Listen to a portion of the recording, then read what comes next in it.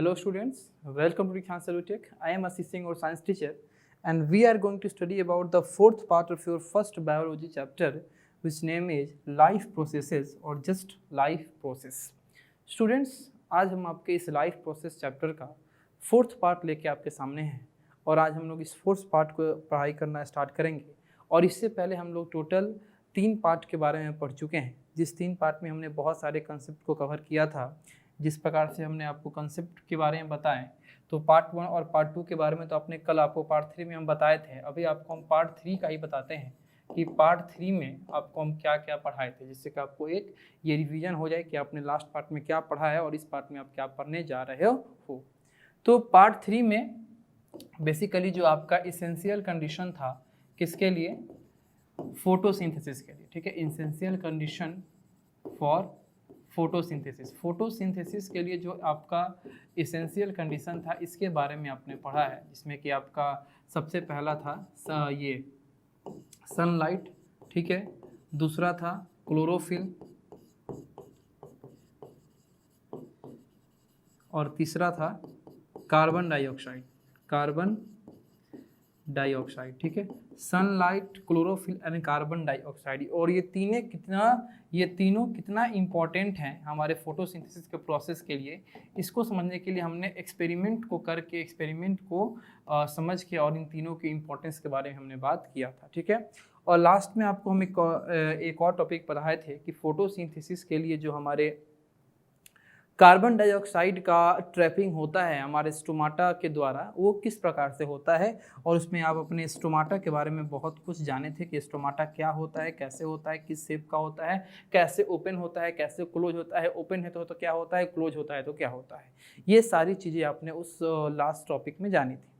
आज हमको ये तो पढ़ ली हम लोग का लास्ट में कि फोटोसिंथेसिस के प्रोसेस के लिए कार्बन डाइऑक्साइड को किस प्रकार से ट्रैप किया जाता है, या जो ट्रैप करता है यानी कि स्टोमाटा, वो आपका किस प्रकार के स्ट्रक्चर में होता है। आज आपको जानना है कि कार्बन डाइऑक्साइड के अलावा जैसे कि वाटर है या आपका फोटोसिंथेसिस का जो जगह होता है वो जगह जो है क्लोरोप्लास्ट, ठीक है, उसके बारे में समझना है। और देन आपको न्यूट्रिशन इन एनिमल्स के बारे में आपको आज स्टार्ट करना है। तो आइए देखते हैं, हमारा आज का जो टॉपिक रहेगा वो ये रहेगा कि how the plants obtain water from photosynthesis. कल लास्ट में आप लोग को हम पढ़ाए थे, यानी कल का मतलब कि पिछले पार्ट में आप लोग को हम पढ़ाए थे कि हाउ द प्लांट्स ऑब्टेन और trap the carbon dioxide from the atmosphere. और आज हम लोग स्टार्ट कर रहे हैं कि how the plants obtain water from the photosynthesis. अब देखिए, नॉर्मली तो हम सबको पता है कि आपका ये प्लांट्स जो है ये वाटर को किस प्रकार से क्या करता है, फोटोसिंथेसिस के प्रोसेस के लिए लेता है। तो सबसे पहले हम बात करेंगे कि ये प्लांट्स जो है, ठीक है, ये वाटर के रिक्वायरमेंट को पूरा करने के लिए ये अपने रूट में से उस प्लांट को क्या करता है, एब्जॉर्ब करता है। किसके प्रोसेस से, ऑस्मोसिस के प्रोसेस से। अब ऑस्मोसिस का प्रोसेस क्या होता है, तो बेसिकली ऑस्मोसिस आपका एक ऐसा प्रोसेस है जिसमें आपका कोई फ्लूइड जो है वो एक सेमी परमेबल मेम्ब्रेन, ठीक है, सेमी परमेबल मेम्ब्रेन का मतलब एक पतला सा झिल्ली, ठीक है। तो आपका कोई फ्लूइड जो है वो एक सेमी परमेबल मेम्ब्रेन के थ्रू अपने लोअर हायर कॉन्सेंट्रेशन से लोअर कॉन्सेंट्रेशन की तरफ क्या करता है, फ्लो करता है। तो हायर कॉन्सेंट्रेशन से लोअर कॉन्सेंट्रेशन की तरफ अगर कोई फ्लूइड आपका किसी सेमी परमेबल मेम्ब्रेन या पतले से मेम्ब्रेन के थ्रू फ्लो कर रहा है, तो इस प्रोसेस को हम क्या कहेंगे, ऑस्मोसिस कहेंगे। तो यहाँ पे जो आपका वाटर का एब्जॉर्प्शन होता है फ्रॉम द सॉइल और फ्रॉम द रूट, ये आपका ऑस्मोसिस के प्रोसेस से होता है। ऑस्मोसिस के प्रोसेस से इस प्रकार से होता है कि हमारे जो प्लांट का जो रूट होते हैं वो रूट जब हमारे सॉइल के अंदर गए होते हैं तो बहुत सारे हेयर्स में फैले होते हैं, जिनको हम लोग रूट हेयर्स बोलते हैं। और रूट हेयर्स जो है वो आपका डायरेक्ट जाके किसके कंटेक्ट में होता है, हमारे सॉइल के कंटेक्ट में होता है। अब सॉइल से वाटर जो है वो इस ऑस्मोसिस के प्रोसेस से उस रूट हेयर्स में आते हैं और फिर वो रूट हेयर्स क्या करता है, उस वाटर को डिफ्यूज कर करके आपके रूट के ऊपरी हिस्से में लेके आता है। और रूट के ऊपरी हिस्से से आपके जाइलम टिश्यू निकले होते हैं, जाइलम ट्यूब निकला होता है। और वो जाइलम ट्यूब जो है वो उस वाटर को लेके हमारे ऊपर यानी लिप्स के पास जाता है। और लिप्स के अंदर जो आपके फोटोसिंथेटिक सेल हैं, जिसको हम लोग मेसोफिल सेल के नाम से जानते हैं, तो उस मेसोफिल सेल या फोटोसिंथेटिक सेल में जाके वो वाटर जो है वो डिफ्यूज कर दिया जाता है और फिर उसी सेल में आपका ये फोटोसिंथेसिस प्रोसेस होता है और वहीं पे जाके वाटर को डिफ्यूज कर दिया जाता है और इस तरीके से वाटर का अवेलेबिलिटी जो है वो हमारे लीफ के अंदर आपका हो जाता है। ठीक है, तो उसी के बारे में बताया है कि जब आपका ऑस्मोसिस के प्रोसेस से हमारे रूट हेयर या रूट में आपके वाटर को एब्जॉर्ब कर दिया जाता है तो फिर वहां से आपका ऊपर के तरफ जो हमारा जाइलम वेसल होते हैं वो उसको उस रूट से लेके और लिप्स तक लेके आते हैं और वहां पे वो कहाँ पहुंचा देते हैं, हमारा फोटोसिंथेटिक सेल यानी कि जो मेसोफिल सेल है उसको पहुंचा देते हैं और ये फोटोसिंथेटिक सेल या मेसोफिल सेल जो है फिर उसको फोटोसिंथेसिस प्रोसेस में क्या करता है, यूटिलाइज करता है, कंज्यूम करता है, यूज करता है। ठीक है, अब देखिए तो जो बाकी के दो रॉ मटेरियल हैं जैसे कार्बन डाइऑक्साइड हो गया, वाटर हो गया, ठीक है, ये सभी आपका जरूरत होता है लिप्स को, इसलिए जरूरत होता है क्योंकि इसका हम पार्ट 2 में भी आपको बताए थे कि वाटर और कार्बन डाइऑक्साइड ये हमारे फोटोसिंथेसिस के प्रोसेस में क्या रोल प्ले करते हैं। तो वाटर जो है ये आपका एनर्जी को कंज्यूम करके अपने आप को ब्रेक करता है और ब्रेक करने के बाद हाइड्रोजन और ऑक्सीजन में अपने आप को ब्रेक करता है और इस वाटर में से जो आपके हाइड्रोजन निकलते हैं ये हाइड्रोजन क्या करते हैं, हमारे कार्बन डाइऑक्साइड को रिड्यूस करते हैं और उस कार्बन डाइऑक्साइड को रिड्यूस करके किस में कन्वर्ट करते हैं, कार्बोहाइड्रेट में कन्वर्ट करते हैं और वो कार्बोहाइड्रेट जो है वो हमारे प्लांट्स के अंदर ग्लूकोज या स्टार्च के फॉर्म में क्या होता है, आपका प्रोड्यूस होता है। तो इस तरीके से आपके ये दोनों रॉ मटेरियल्स जो हैं वो बहुत ही ज़्यादा इंपॉर्टेंट है, वाटर भी और हमारे कार्बन डाइऑक्साइड भी। अब जरूरी नहीं है कि सिर्फ आपका वाटर और कार्बन डाइऑक्साइड ही नेसेसरी होंगे, कुछ और भी आपके रॉ मटेरियल्स होते हैं जैसे कि नाइट्रोजन हो गया, फॉस्फोरस हो गया, पोटेशियम हो गया, आयरन हो गया, मैग्नीशियम हो गया, कैल्शियम हो गया, ये सब भी आपके जो रॉ मटेरियल्स हैं, न्यूट्रिएंट है, ये भी हमारे प्लांट को बहुत ही ज़्यादा आवश्यक होता है। जैसे कि मान लीजिए कि हमारा प्लांट्स है, ठीक है, वो नाइट्रोजन लेता है, फास्फोरस लेता है, आयरन लेता है, मैग्नीशियम लेता है, तो क्यों लेता है? नाइट्रोजन जो है ये हमारे प्लांट के अंदर जाके क्या करते हैं, तो नाइट्रोजन हमारे प्लांट के अंदर जाके ये प्रोटीन का फॉर्मेशन करते हैं जिसको हम लोग प्लांट प्रोटीन के नाम से जानते हैं। नाइट्रोजन क्या करता है, प्लांट के बॉडी के अंदर जाके और प्लांट प्रोटीन का फॉर्मेशन करता है और इस तरीके से नाइट्रोजन जो है ये हमारे प्लांट्स के लिए क्या होता है, इंपॉर्टेंट होता है। अब देखिए ये नाइट्रोजन जो है ये हमारा प्लांट नाइट्रोजन को लेता कहाँ से है, किस फॉर्म में लेता है। तो अगर हम बात करें नाइट्रोजन का, तो नाइट्रोजन तो हमारे एटमॉस्फेयर में बहुत ही ज़्यादा है, ठीक है, 78% हमारे एटमॉस्फेयर में नाइट्रोजन है, लेकिन वो फ्रीली नाइट्रोजन है, वो नाइट्रोजन जो वो फ्री है, गैसियस फॉर्म में है। लेकिन जो प्लांट्स होते हैं वो फ्री नाइट्रोजन को इनटेक नहीं करते हैं, ये आपके नाइट्रोजन के कंपाउंड को क्या करते हैं, एब्जॉर्ब करते हैं, ये नाइट्रोजनियस कंपाउंड को एब्जॉर्ब करते हैं। तो इस नाइट्रोजन को नाइट्रोजनियस कंपाउंड के फॉर्म में चेंज होने के लिए ये नाइट्रोजन को एटमॉस्फेयर से निकल के और हमारे सॉइल में फिक्स होना पड़ता है और इस नाइट्रोजन को हमारे सॉइल में फिक्स बहुत सारे तरह के एजेंट से होता है, जिसमें हमारे कुछ नेचुरल एजेंट भी होते हैं जैसे कि लाइटनिंग के पर्पज से, जैसे कि ल्यूमिनस प्लांट में जो राइजोबियम बैक्टीरिया होता है उसके चलते, फिर आपके कुछ आपके एटमॉस्फेयर ये नाइट्रोजन फिक्सिंग बैक्टीरिया आपके सॉइल में भी होते हैं उसके चलते। तो इन सभी एजेंट्स के थ्रू हमारे एटमॉस्फेयर का जो नाइट्रोजन है वो हमारे सॉइल में फिक्स किया जाता है and that process is called nitrogen fixation. इसी को हम लोग क्या कहते हैं, नाइट्रोजन फिक्सेशन का प्रोसेस कहते हैं। अब ये नाइट्रोजन जो हमारे सॉइल में फिक्स होता है, इस सॉइल में से नाइट्रोजन प्लांट किस फॉर्म में लेता है, तो प्लांट जो है आपका इनऑर्गेनिक सॉल्ट के फॉर्म में लेता है जिसको हम लोग नाइट्रेट या नाइट्राइट कहते हैं। नाइट्रेट जिसका फॉर्मूला हो जाएगा NO3 और नाइट्राइट जिसका फॉर्मूला होगा NO2, ठीक है। इन दोनों में कहीं कार्बन की मात्रा आपको नहीं दिख रही है, इसीलिए उसको बोला गया है कि ये क्या है, इनऑर्गेनिक सॉल्ट है, इनऑर्गेनिक सॉल्ट, और इनके लास्ट में 8 या 8 लगा है। तो ऐसा आपका कंसेप्ट है कि जिस कंपाउंड के लास्ट में 8 और 8 लगता है वो ज़्यादातर किस फैमिली के मेंबर होते हैं, तो सॉल्ट फैमिली के मेंबर होते हैं। तो नाइट्रेट और नाइट्राइट जो है ये आपका इनऑर्गेनिक सॉल्ट है और ये नाइट्रेट और नाइट्राइट के फॉर्म में ही ये हमारा प्लांट जो है वो सॉइल में से नाइट्रोजन को क्या करता है, अब्जॉर्ब करता है और फिर उसको अपने बॉडी में अपने प्लांट प्रोटीन के फॉर्म में क्या करता है, यूटिलाइज करता है। अब देखिए अब हम लोग नेक्स्ट, ये था हमारा टॉपिक कि how plants absorb water, plants जो है वाटर को कैसे अब्जॉर्ब करता है। लेकिन वाटर के साथ साथ हमने ये भी देख लिया कि प्लांट जो है हमारे नाइट्रोजन को कैसे अब्जॉर्ब करता है। ठीक है, तो चलिए अब नेक्स्ट हम बात करेंगे कि साइट ऑफ फोटोसिंथेसिस। साइट का मतलब होता है कि वो जगह, वो एरिया, वो आपका पर्टिकुलर प्लेस जहाँ पे फोटोसिंथेसिस का प्रोसेस जो है वो होता है। तो फोटोसिंथेसिस का प्रोसेस जो है वो हमारे लीफ में, हमारे लीफ के एक सेल में एक सेल ऑर्गेनेल्स होता है क्लोरोप्लास्ट। इस क्लोरोप्लास्ट के अंदर ही फोटोसिंथेसिस का प्रोसेस जो है वो होता है। अब ये क्लोरोप्लास्ट किस प्रकार से हमारे लीफ में होता है, इसके लिए आप एक पॉइंट समझो। सबसे पहले समझो कि लीफ हमारा क्या है, एक ऑर्गन है। लीफ क्या है, हमारा एक ऑर्गन है। ऑर्गन होगा तो उसमें एक टिश्यू, उसमें टिश्यूज होंगे। तो लीफ में एक टिश्यू होता है जिसका नाम है पैलिसेड टिश्यू, जिसका नाम है क्या, पैलिसेड टिश्यू।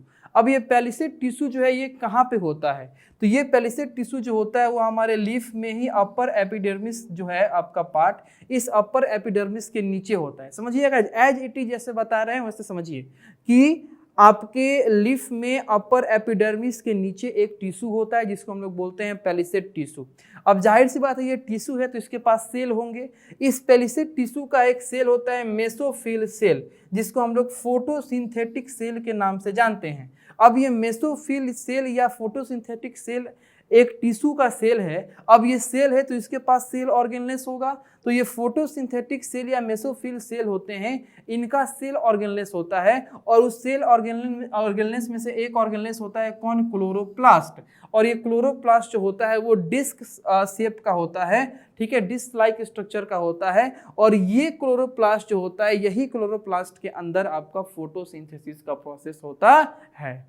ठीक है, तो देखिए आपको किस प्रकार से इस क्लोरोप्लास्ट तक पहुंचना है। सबसे पहले आपको मानना है कि हमारा लीफ क्या है, एक ऑर्गन है। अब ऑर्गन है तो इसके अंदर टिश्यू होगा। तो हमारे लीफ के अंदर जो अपर एपिडर्मिस के नीचे एक आपका एरिया है जहाँ पे टिश्यू होता है, जिसको हम लोग पैलिसेड टिश्यू के नाम से जानते हैं। फिर उस पैलिसेड टिश्यू है तो उसके अंदर सेल होगा। उस पैलिसेड टिश्यू के अंदर आपका मेसोफिल सेल या फोटोसिंथेटिक सेल आपका होता है। अब ये मेसोफिल सेल या फोटोसिंथेटिक सेल आपका सेल है तो इसके अंदर सेल ऑर्गेनेल्स होगा। अब मेसोफिल सेल के अंदर आपका एक सेल ऑर्गेनेल्स होता है क्लोरोप्लास्ट। अब इसी क्लोरोप्लास्ट के अंदर आपका फोटोसिंथेसिस का प्रोसेस जो है वो होता है। ठीक है, तो ये साइट के बारे में आपको याद रखना होगा। अब देखिए यहाँ पे आपको ये बताया गया है कि वैसे तो आपका क्लोरोफिल का हम बात करें तो क्लोरोफिल आपके प्लांट के बहुत सारे पार्ट में होता है, लेकिन सबसे ज़्यादा क्लोरोफिल जो है ये आपका कोई सेल कंटेन करता है तो वो मेसोफिल सेल या आपका ये फोटोसिंथेटिक सेल ही है। मेसोफिल सेल या फोटोसिंथेटिक सेल जो है ये आपके बहुत ज़्यादा क्लोरोफिल को कंटेन करते हैं। किसके कंपेयर में, आपके प्लांट के अदर सेल के कंपेयर में। ठीक है, अगर हम नंबर का बात करें तो यहाँ पे आपको साफ देख सकते हैं, a typical photosynthetic cell of a green leaf में कंटेन 100 और more tiny chloroplast in it and a whole leaf में contain many thousand of photosynthetic cell. Carbon dioxide, आप देखिए कह रहा है कि एक मेसोफिल सेल जो है हमारा, एक मेसोफिल सेल या एक फोटोसिंथेटिक सेल जो है वो लगभग आपका 100 या 100 से ज़्यादा छोटे छोटे क्लोरोप्लास्ट को क्या करता है, कंटेन करता है। एक मेसोफिल सेल या एक फोटोसिंथेटिक सेल 100 या 100 से ज़्यादा क्लोरोप्लास्ट को कंटेन करता है। और एक पूरा जो आपका लीफ होता है वो आपका मेसोफिल सेल कितना कंटेन करता है, तो वो आपका हजारों की संख्या में मेसोफिल सेल को या आपका फोटोसिंथेटिक सेल को कंटेन करता है। तो जब आपके मेसोफिल सेल ही हजारों की संख्या में हुए और एक मेसोफिल के अंदर आपका सैकड़ों की संख्या में आपका होता है क्लोरोप्लास्ट, तो समझ लो कि पूरे लीफ में आपके क्लोरोप्लास्ट का जो नंबर है वो कितना ज़्यादा होता है। ठीक है, इसीलिए आपका सबसे ज़्यादा फूड का प्रिपरेशन जो है वो लीफ में किया जाता है, क्योंकि लीफ में सबसे ज़्यादा क्लोरोप्लास्ट पाए जाते हैं। क्लोरोप्लास्ट यानी कि वो जगह जिस जगह पे आपका फोटोसिंथेसिस का प्रोसेस जो है वो होता है। ठीक है, अब देखिए फोटोसिंथेसिस का प्रोसेस ये तो आपने समझ लिया कहाँ होता है। रॉ मटेरियल्स भी आपने जान लिया कि रॉ मटेरियल्स होते हैं कार्बन डाइऑक्साइड और आपके रॉ मटेरियल्स होते हैं आपका कौन, वाटर।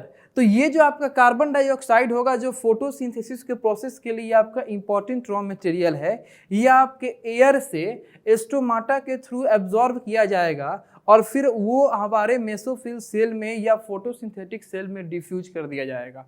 तो आपका CO2 भी आ गया। अब बात करें वाटर से, तो वाटर जाइलम वेसल के थ्रू नीचे से ऊपर लाया जाएगा और फिर इस वाटर को भी मेसोफिल सेल में डिफ्यूज कर दिया जाएगा। अब मेसोफिल सेल के पास वाटर भी हो गया, कार्बन डाइऑक्साइड भी हो गया। अब मेसोफिल सेल जो है पूरी तरीके से तैयार है क्या करने के लिए, फोटोसिंथेसिस का प्रोसेस करने के लिए और फूड के प्रिपरेशन को करने के लिए। ठीक है, अब देखिए एक इंपॉर्टेंट पॉइंट है यहाँ पे कि there is a thin waxy protective layer called cuticle above and below a leaf which helps to reduce the loss of water from the leaf। ये आपको पॉइंट याद रखना होगा। हमारे लीफ के ऊपर और हमारे लीफ के नीचे आपका पतला और वैक्सी प्रोटेक्टिव लेयर होता है। अब प्रोटेक्टिव लेयर है तो किसको प्रोटेक्ट करता है, जिसका नाम है क्यूटिकल। अब ये क्यूटिकल जो आपका वैक्सी और थिन प्रोटेक्टिव लेयर होता है जो हमारे लीफ के ऊपर और नीचे पाया जाता है, ये हमारे लीफ के अंदर से वाटर के लॉस को, वाटर के निकलने को प्रिवेंट करता है, रिड्यूस करता है। तो इस पॉइंट को आपको याद रखना है। तो यहाँ से आपने ये देखा कि हमारे फोटोसिंथेसिस के प्रोसेस को करने के लिए जो साइट है, जो जगह है, वो किस प्रकार से आपका रिस्पॉन्सिबल है, किस प्रकार से वो आपका काम करता है। ठीक है, यहाँ पे जो लीफ का आपका क्लोरोप्लास्ट होता है या लीफ के अंदर के जो स्ट्रक्चर होते हैं उसके बारे में आपको बताएं। सबसे पहले ये एक्सटर्नल लीफ है, ठीक है, जो आपको ऊपर से दिखता है, और ये जो आपको नहीं दिखता है। तो आपको क्या क्या दिखता है, ये आपका जो बीचों बीच सेक्शन आता है आपका, ये इसको हम लोग मिडरीम कहते हैं। इस मिडरीम के साइड से जो ये स्ट्रक्चर निकला होता है इसको हम लोग क्या कहते हैं, साइड वेन कहते हैं।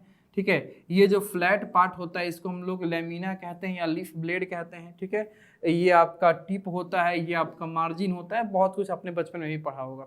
अब हम बात करते हैं अपने इस इंटरनल पार्ट में। तो देखिए ये आपका रहा अपर एपिडर्मिस। ये क्या है आपका अपर एपिडर्मिस। और देखिए आपको बोले थे ना कि आपके लीफ के ऊपर आपका क्यूटिकल होगा और लीफ के नीचे भी क्यूटिकल होगा। ठीक है, तो देखिए नीचे वाला तो नहीं दिख रहा है लेकिन आपको ऊपर वाला दिख रहा है कि ऊपर वाले अपर एपिडर्मिस से भी ऊपर आपका क्या है, वह वैक्सी क्यूटिकल है। ठीक है, ये रहा आपका, आपको बताए थे कि अपर एपिडर्मिस के जस्ट नीचे आपका होता है आपका टिश्यू, पैलिसेड टिश्यू, और उस पैलिसेड टिश्यू के अंदर आपका होता है मेसोफिल सेल, और मेसोफिल के अंदर होता है आपका क्लोरोप्लास्ट। देखिए ये आपका अपर एपिडर्मिस के जस्ट नीचे आपका ये रहा छोटा छोटा, ये क्या आपका क्लोरोप्लास्ट है। ठीक है, ये आपका एयर स्पेस है, ये आपका गार्ड सेल है, और ये आपका फिर सेक्शन हो जाएगा किसका, लोअर एपिडर्मिस का। तो इस तरीके से हमारे लीफ का एक्सटर्नल पार्ट और इंटरनल पार्ट आपको यहाँ पे दिखाई दिया है। ठीक है, तो यहाँ तक का जो कंसेप्ट था, जो हमारा लगभग आपको हम बता दें तो पार्ट 2 से ही आपका चल रहा था। पार्ट 2 के लास्ट सेक्शन से या पार्ट 3 से लेके अभी तक ये हम लोग कंसेप्ट सिर्फ फोटोसिंथेसिस के बारे में पढ़ रहे थे। पार्ट 2 के लास्ट में हमने ये देखा था कि कौन कौन सा जो आपका फोटोसिंथेसिस के लिए जो इम्पोर्टेंट कंडीशन है, जो इसेंशियल कंडीशन है, उसका नाम क्या है। तो उसमें हम लोग सनलाइट के नाम को जाने थे, क्लोरोफिल के नाम को जाने थे, कार्बन डाइऑक्साइड के नाम को जाने थे और वाटर के नाम को जाने थे। पार्ट 3 में हम लोग आए तो पार्ट 3 में पूरा का पूरा हम लोग फोटोसिंथेसिस के बारे में ही पढ़ाई की है। पार्ट 3 में हमने ये देखा था कि फोटोसिंथेसिस के प्रोसेस के लिए जो सनलाइट है वो किस प्रकार से इम्पॉर्टेंट है, ये हमारे फोटोसिंथेसिस के प्रोसेस में क्या करता है। फिर हम बात की क्लोरोफिल का कि वो कैसे इंपॉर्टेंट है, ये सब कुछ हमने एक्सपेरिमेंट के थ्रू ही जाना था। फिर हमने बात किया कि कार्बन डाइऑक्साइड एक्सपेरिमेंटली कैसे हमारे फोटोसिंथेसिस के प्रोसेस के लिए इंपॉर्टेंट होते हैं। और अब हम आए हैं पार्ट 4 में। तो पार्ट 4 में आपको ये बता रहे थे अभी तक कि हमारे फोटोसिंथेसिस के प्रोसेस के लिए जो कार्बन डाइऑक्साइड एब्जॉर्ब किया जाता है तो वो कैसे किया जाता है, जो वाटर एब्जॉर्ब किया जाता है तो वो कैसे किया जाता है, या ये फोटोसिंथेसिस का प्रोसेस जहाँ पे होता है जिसको हम लोग क्लोरोप्लास्ट बोलते हैं, उसका क्या आपका नॉलेज आपको लेना है। तो ये सब कुछ अभी तक हम लोग जाने। अब हमको जानना है अपने एनिमल्स के अंदर न्यूट्रिशन कैसे होता है उसके बारे में। ठीक है, तो देखिए अब एनिमल्स के न्यूट्रिशन के बारे में जानना है तो एनिमल्स जो हैं जिनको हम लोग कंज्यूमर के नाम से भी जानते हैं, इसलिए कंज्यूमर के नाम से जानते हैं क्योंकि एनिमल्स अपना फूड खुद प्रिपेयर नहीं कर सकते हैं, ये अपने फूड के लिए प्लांट्स पे या अदर एनिमल्स पे क्या होते हैं, डिपेंड होते हैं। ठीक है, अब देखिए अगर हम अपने ह्यूमन बीइंग का बात करें तो ह्यूमन बीइंग जो है वो फूड जो है वो किस किस फॉर्म में ऑब्टेन करते हैं। तो फूड जैसे कि वीट हो गया, गेहूँ, राइस, पल्सेस, ठीक है, फ्रूट्स, वेजिटेबल्स, ठीक है, ये प्लांट से ऑब्टेन करते हैं। और अगर हम एनिमल का बात करें, एनिमल फूड, तो मिल्क, कर्ड, चीज़, एग्स, मीट, ये सब हम लोग एनिमल से क्या करते हैं, ऑब्टेन करते हैं। अब मीट, चिकन, फिश, ये सब आपका एनिमल फूड है। ठीक है, अब हम बात करते हैं अगर कुछ जानवरों की जो ये एनिमल प्रोडक्ट या प्लांट प्रोडक्ट नहीं लेते हैं, वो डायरेक्ट किसी दूसरे एनिमल को ही खाते हैं। जैसे मान लीजिए कि fish, birds, snacks and insects all obtain their food from other animals. ये सब क्या करते हैं, दूसरे एनिमल्स से अपने फूड को ऑब्टेन करते हैं। Big fish Yeats small fish, bird eat worms, insect and the insect, the snake eats frogs and the insect eat dead bodies of animals। ये सभी क्या करते हैं, किसी ना किसी दूसरे जानवर को ही क्या कर रहे हैं, खा रहे हैं। या तो डायरेक्ट उस जानवर पे अटैक करके खा रहे हैं या वो मर गया है तब उसको खा रहे हैं, जिसको हम लोग डिकम्पोजर्स के नाम से भी जानते हैं, जो मरे हुए जानवरों को क्या करते हैं, खाते हैं। ठीक है, या स्कैवेंजर जो आपके मरे हुए जानवरों को खाते हैं। अब देखिए the non green plants also obtain their food from other plants and animals। yeast plant is one such example। जो ऐसी बात नहीं है कि आपके सिर्फ एनिमल्स ही अपने फूड के लिए किसी दूसरे एनिमल या दूसरे प्लांट प्रोडक्ट पे डिपेंड करते हैं।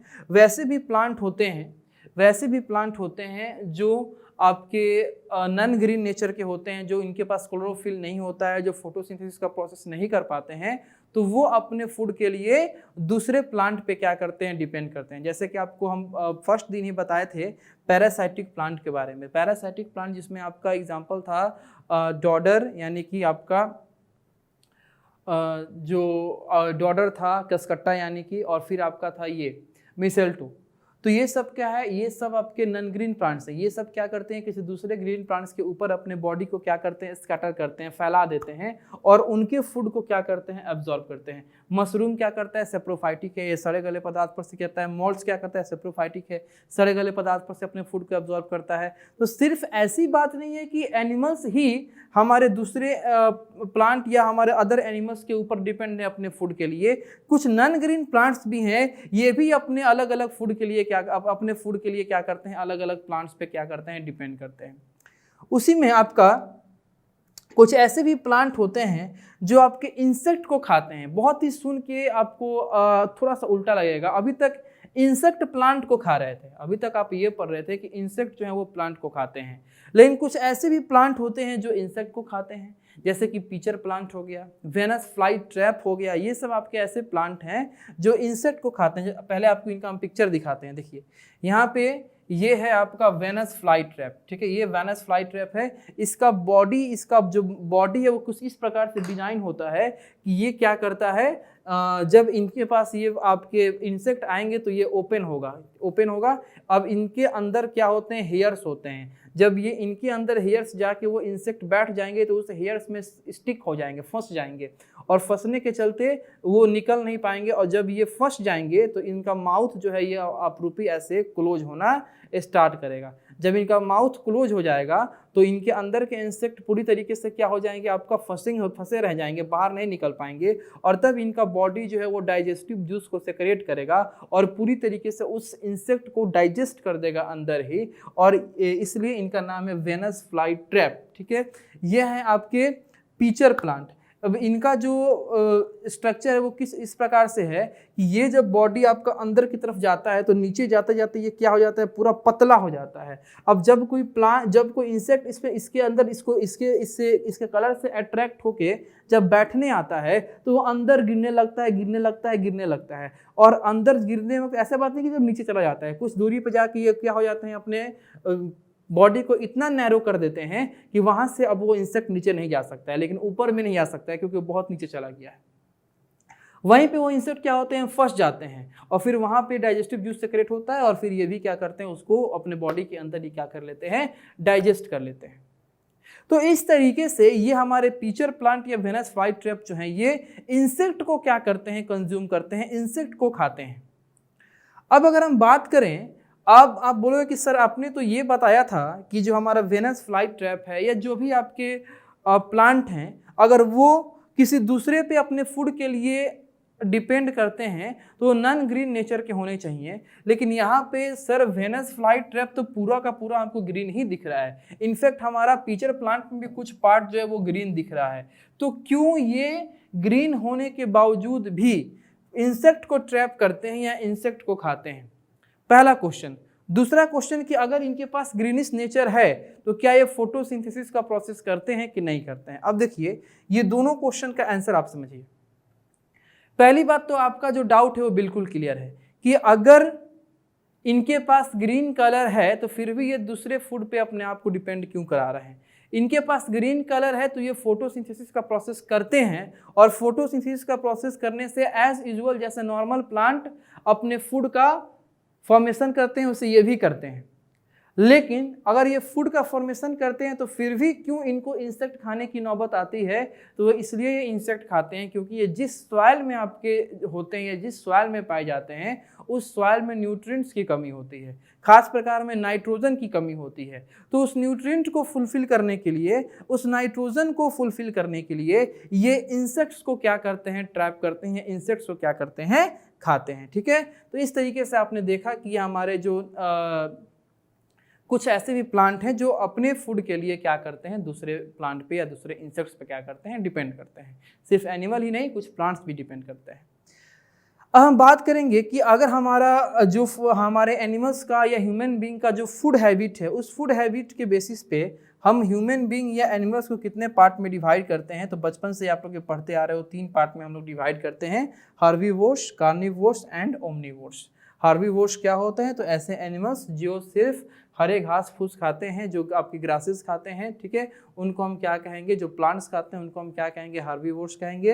एग्जाम्पल के तौर पे आप देख सकते हैं कि आपका goat, cow, buffalo, sheep, horse, deer, camel, ass, ox, elephant, monkey, squirrel, rabbit, grasshopper, hippopotamus, ये सब क्या होते हैं, आपके हार्बीवोर्स नेचर के होते हैं। ठीक है, चलिए अब हम बात करेंगे इससे आपका दूसरा फूड हैबिट के बेसिस पे बांटा हुआ हमारा टाइप कार्निवोर्स। कार्निवोर्स आपके ऐसे एनिमल्स होते हैं जो प्लांट नहीं खाते हैं, ये दूसरे एनिमल को खाते हैं, ये दूसरे एनिमल का मीट खाएंगे, दूसरे एनिमल का फ्लेश खाएंगे, उनको हम क्या कहेंगे, कार्निवोर कहेंगे। कार्निवोर में आपकी एग्जाम्पल कौन कौन से आ जाएंगे? ठीक है, तो लॉयन, टाइगर, फ्रॉग, वल्चर, ये सब जो है, kingfisher, lizard, wolf, snake, hawk, ये सब क्या होते हैं, कार्निवोर आपके होते हैं। अब देखिए नेक्स्ट आपका है ओमनीवोर्स। ठीक है, ओमनी का मतलब हो गया बोथ, दोनों, यानी कि ऐसे एनिमल्स या ऐसे ह्यूमन बीइंग, इसमें ह्यूमन बीइंग भी आते हैं जो आपके प्लांट्स को भी इनटेक करते हैं और साथ ही साथ एनिमल्स को भी इनटेक करते हैं, जो दोनों तरह के भोजन को खाएं, यानी शाकाहारी मांसाहारी जो दोनों हों, यानी प्लांट्स भी खाएं, एनिमल्स के फ्लैश मीट को भी खाएं, तो उस तरह के एनिमल्स को हम क्या कहते हैं, वो हम लोग ओमनीवोर्स के नाम से जानते हैं। अब ओमनीवोर्स का एग्जांपल सबसे पहले तो खुद देखिए, ह्यूमन बीइंग है, dog, crow, sparrow, bear, mynah and ये सब क्या है, आपके ओमनीवोर्स के क्या है, एग्जाम्पल हैं। ओमनीवोर्स के बारे में बताएं तो ओमनीवोर्स का जो आपका फूड अवेलेबिलिटी का टाइम होता है वो बहुत कम होता है, ये बहुत आसानी से अपने फूड को क्या करते हैं, अवेलेबल कर लेते हैं, जबकि कार्निवोर्स और ये आपका हर्बीवोर्स उतनी आसानी से अपने फूड को अवेलेबल नहीं करते हैं। कारण ये होता है, फूड को आसानी से इसलिए अवेलेबल कर लेते हैं क्योंकि ये हर्बीवोरस वाले फूड को भी इंटेक कर सकते हैं और कार्निवोरस वाले फूड को इंटेक कर सकते हैं, तो जो फूड मिला उसी से अपना काम चला सकते हैं। ठीक है, तो इसलिए इनका जो फूड अवेलेबिलिटी का जो टाइम होता है, जो ड्यूरेशन होता है, वो कम होता है, किसके कंपेयर में, आपके हर्बीवोरस के कंपेयर में और कार्निवोरस के कंपेयर में। ठीक है, यहाँ पे आपको दिखा रहा है कि किस प्रकार से एनर्जी का जो ट्रांसफ़र होता है, वो किस एनर्जी और किस प्रकार से एनर्जी का जो ट्रांसफ़र होता है, ये हमारे ह्यूमन बींग्स में, एनिमल्स में या प्लांट्स में होता है। तो सबसे पहले हम सभी लोग डायरेक्ट या इनडायरेक्ट किस पे डिपेंड है बाबू? प्लांट पे डिपेंड है। प्लांट क्या करता है अपने फूड के प्रोसेस के लिए? फोटोसिंथेसिस का यूज करता है, फोटोसिंथेसिस का यूज करता है। और फोटोसिंथेसिस का प्रोसेस में किस एनर्जी का यूज करता है? तो सनलाइट के या सन से आए हुए एनर्जी का यूज करता है, सन के एनर्जी का यूज करता है। अब ये प्लांट अपना फूड सन के एनर्जी के साथ क्या किया? फूड का प्रिपरेशन किया, तो इसके पास एनर्जी किसके फॉर्म में है? सन से एनर्जी के फॉर्म में है। अब इस प्लांट को डायरेक्ट एनिमल खाएगा या ह्यूमन बीइंग खाएगा या डायरेक्ट कोई एनिमल खाएगा? तो ये एनिमल, ये ह्यूमन बीइंग या एनिमल, इन दोनों के पास ये सन का एनर्जी क्या हुआ?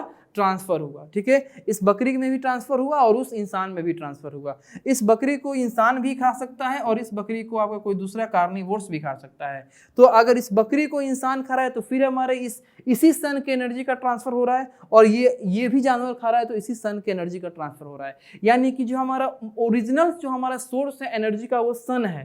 सन का ही एनर्जी आता है प्लांट में और फिर प्लांट से वो सन का ही एनर्जी जो है वो ट्रांसफर होता है। हाँ, अमाउंट कम होते जाता है, जैसे जैसे वो आपका स्टेज बढ़ेगा तो अमाउंट जो होगा ट्रांसफरिंग का, एनर्जी के अमाउंट जो होगा वो कम होते जाएगा, लेकिन ट्रांसफर होगा वो सन का एनर्जी, क्योंकि वही आपका इनिशियल सोर्स है एनर्जी का जिससे आपका फोटोसिंथेसिस का प्रोसेस जो है वो हुआ है।